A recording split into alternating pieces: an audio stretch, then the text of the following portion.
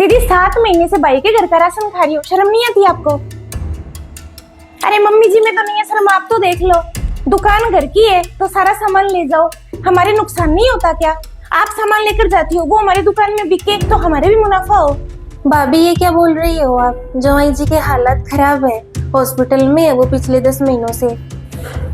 दीदी मुझे कहना पड़ रहा है, मम्मी जी 2 मिनट बाहर गई, वही अपनी दुकान से राशन निकलवाने गई है, मुझे कह रही थी बहुत चावल लेकर आती हूँ 10 किलो। दीदी मम्मी जी के साथ तो हमें बात करनी है, वो तो हम अपने तरीके से कर लेंगे, मैंने सोचा पहले बेटी से बात कर लूं, क्या पता शर्म हो तो मान जाए। भाभी एक्सीडेंट हो गया उनका, पैसे भी नहीं है हमारे पास, पहले वो इतना कमाते थे, मैंने कभी भी आपके आगे हाथ नहीं फैलाए। सास मेरे है नहीं, ससुर के पास भी नौकरी नहीं है, छोटे बच्चे, खाने को तो कुछ चाहिए ही उनको। दीदी बीमार है ना तो इलाज कराओ, ज्वेलरी है ना आपकी 25 तोले, बेच दो, कब काम आएगी, फिर मुसीबत में काम नहीं आएगी तो। भाभी माँ ने कह रखा है मुझे नहीं बेचूंगी मेरी ज्वेलरी। तो माँ ने मना किया है, माँ तो मना करेगी ना, बेटे का घर खिलाई जा रही है, बच्चे आपके, फीस हम भरे, क्यों दीदी? कपड़े भी हम दे, खाना भी हम दे। भाभी दूध पीने को नहीं है बच्चों के, लेकिन रोटी दाल चावल तो दूं ही उनको। बादाम और चालू करवा देते हैं, दूध नहीं दे रहे तो।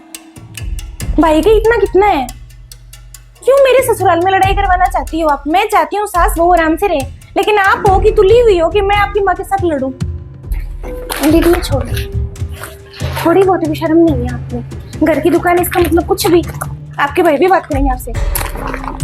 भाभी बेटी हूँ मैं घर की, मेरा भी हक है इस घर पर। 7 महीने तो हो गए आपको, और क्या बोलूं मैं आपको?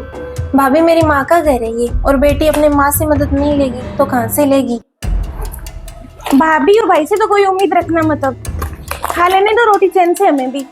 और दोबारा अगर राशन के लिए दीदी आप यहाँ पर आ गई ना तो फिर देख लेना, अगर क्लेश होगी आपके मायके में। ठीक है भाभी, माँ को मैं भी नहीं बताऊंगी, आप भी नहीं बताना कि आपने मुझे इतना गलत बोला। मैं नहीं चाहती मेरी वजह से आपके ससुराल में लड़ाई हो, और यहाँ पर तो मैं कभी नहीं आऊंगी, मदद के लिए तो बिल्कुल भी नहीं आऊंगी। हाँ चली जाओ, कोई दिक्कत नहीं है ना, मैं बताऊंगी ना मम्मी जी को, आप बताना। भाभी दीदी आप, मैं मायके में रहने नहीं आई हूँ, ना ही कोई मदद लेने आई हूँ।